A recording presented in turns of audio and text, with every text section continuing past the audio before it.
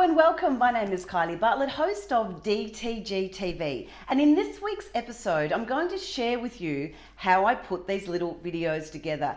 It is definitely the number one question I get asked by all of my clients and my followers online of how do you put these videos together week after week? So I want to start by saying it needs to be sustainable. I see so many people going into professional recording studios, hiring pros to set them up, and then they end up not being able to sustain it because they either can't afford it or it's a big effort to be able to record the videos.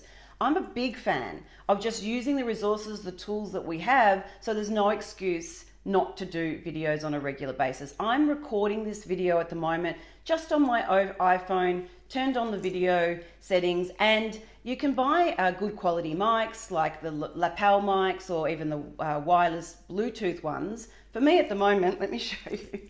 I'm actually using my headset. I've plugged my headset in and I've got it stuck in my top down here, because at the moment that's what I'm using. I haven't had time to go out and buy a good mic set, so I'm using the resources that I have. What I also do is turn on the grid on my video, so it's got those 9 boxes, so I can set myself up to make sure that the environment looks symmetrical, it's aesthetically pleasing, that I've got no knickers on my washing hanging in the background, that it all looks really good. Now, another thing when people are recording videos, they're not engaging, they're not knowing where to look. So at the moment I'm looking straight at where that little dot is, where the camera is recording, but a lot of rookies start looking at the actual screen, and of course you lose disconnection with your audience. So you want to make sure you know exactly where you're looking.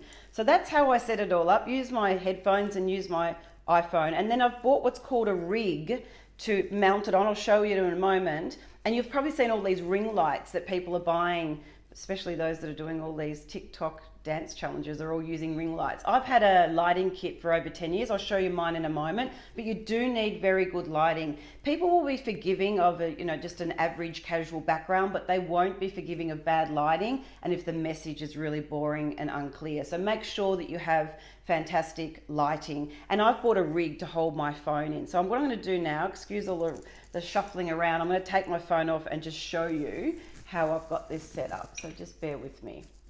Okay, so around we go. Now it's probably not going to be a good, because you're looking into the light, so you're probably going to get a flicker on the screen. But what you'll see there is my lighting, and I've got the rig where that holds my phone. I have got a mic on there that I use from time to time, and I've also got another lighting kit so that I can take this rig and go and shoot videos when I'm on the road. So that's what it looks like, my setup. It's literally done in my lounge room. Let me just get all this set back up again. Apologies for the shoveling around. Let's just see, make sure I'm in spot. Yes, I am. So yeah, that's how it's all set up. Now let me talk about the editing. So when I start my videos, I start, and for 5 seconds I literally sit there like a stunned mullet for 5 seconds. I'll explain why in a moment. And then I do the same at the end. So I sit there for a couple of seconds so that when I stop recording, I can cut off that front bit where I'm putting my fingers to start it and cut off the end, so I've just got nice clean footage. So I download an app called Inshot, just do it on my phone,